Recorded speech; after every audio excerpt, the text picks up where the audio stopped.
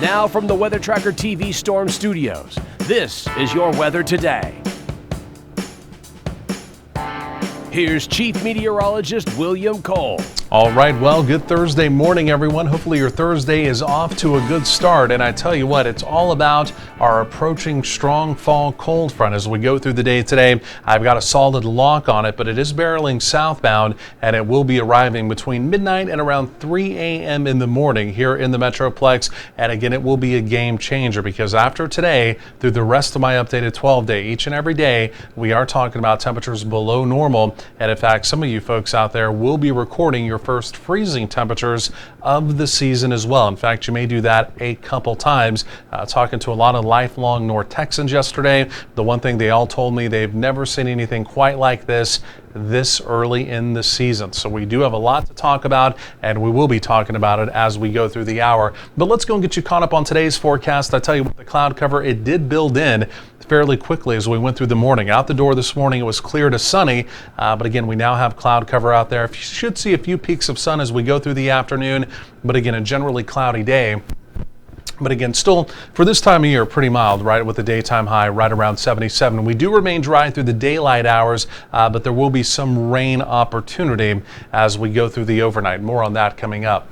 So this is where we started the morning. These were the actual morning lows. Again, if you like these mild to almost warm mornings, hopefully you did enjoy today because there will be a thing of the past, at least going forward in time. It's all thanks to this right here. It is our strong fall cold front. It's now, like I mentioned, barreling southbound, currently cutting through parts of Nebraska, currently cutting through parts of Kansas. It's a fairly brisk northerly wind now developing behind it. And again, temperatures essentially in free fall to near zero up across parts of Montana. So this is a very cold air mass. It's an Arctic air mass, but the deal is the bulk of the really cold weather is going to stay to our north, but we're still going to get enough of this front that again our temperatures will be trending below normal, and you will definitely know it again over the next 10 to 14 days.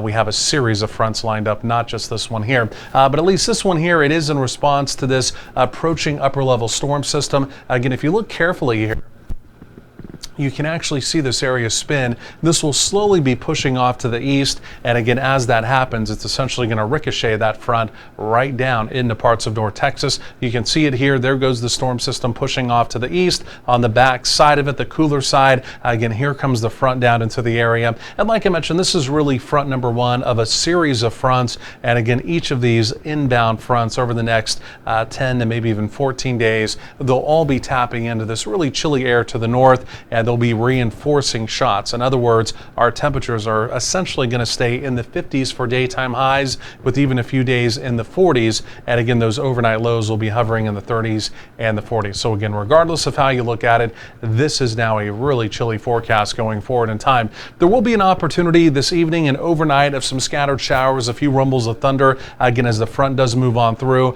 The good news is no severe weather anticipated. After the outbreak last week, it is worth showing this, right? We are not anticipating any severe weather with this frontal boundary as it does move on through. So here's what the model does. Again, here's this evening, scattered showers, a couple rumbles of thunder moving in from Oklahoma as the front moves into the area. Then you can see as we go through the overnight, this is midnight to around 3 a.m. in the morning, front moving through the Metroplex. Then it scoots on out of the area. But take a look at this. Tomorrow morning, we have one more little lobe of energy moving through. And from Interstate 20 to the south, there will be one more opportunity of a chilly rain around the area. Now, again, for Friday evening plans, Friday night lights, Friday night football, again, you can see by about 5 p.m., all of that activity should be exiting our eastern counties. So it may still feel a little damp for tomorrow, Friday evening, but I think the bigger story is it's going to be cold, and again, it's going to be fairly brisk with that northerly wind coming in. Completely different story for this evening. Again, if you're trying to do something outdoors this evening, enjoy it. Again, temperatures easing through the 70s. Essentially here in the Metroplex this evening, we are still dry. Again, highs today right up around 80. There is that developing rain chance off to the northwest by late evening. Again, that will come scooting through the area as we go through the overnight. Again, with scattered showers around tomorrow, at least through midday. Again, high temperatures in the 50s, but easing down into the upper 40s by late day. Yes, that is the beginning of a real weather pattern change. Heading into the weekend, highs only in the 50s. We're dry this weekend, but some folks will see a light freeze by early Sunday morning. It is a cold rain as we get into Monday. Monday looks quite raw, and again, you can see temperatures still trend below normal.